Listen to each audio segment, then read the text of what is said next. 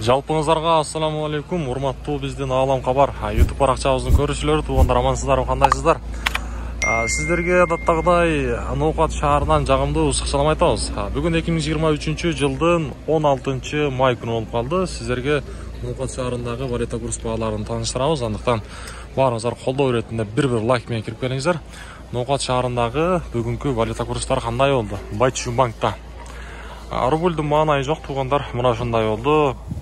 1.085 болуп калыптыр. Доллар 87, евро 94.70 деген. Бирок доллар ордунда эле турат, 87 боюнча. Рубль түшүп кетти. Туугандар, мен ар дайым эле айтамын, мына ушул астыдагы номерлер аркылуу электрондук билеттерди алсаңыздар болот. Коммерциялык Кыргызстан банктан сатып алуусу доллар 87, евро 94.80 тыйын, рубль болсо 1.085 бул жерде. Туугандар, эми болсо акча алмаштыруу сиздерге көрсөтөйүн. Валютчиктер обменка доллар 87.30 экен бул жерде, рубль болсо 1.080 сом.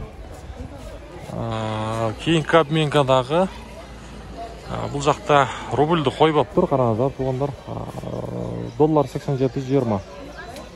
Бул жерде дагы рубль 1.80 болуш керек, 1.080. Доскрада банктын курстары таблосу өчүк экен, бул жакта мындай баннерде турат. 1.085 бул жерде рубль. Бул жака жылабыз дагы. Азия банкта рубль 1.090 экен. Бул жерде элдер көп.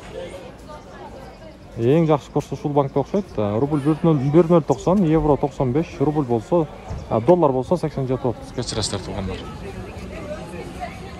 Эко Исламик банкта болсо доллар 87, евро 94.60 тиен, рубль болсо 1.085. Бул жака жыламдагы эми мен сиздерге Финка банкта болсо доллар 87.30, евро 94.80 тиен, рубль болсо 1.085. Бул жакта долларлар өсүптүр туугандар.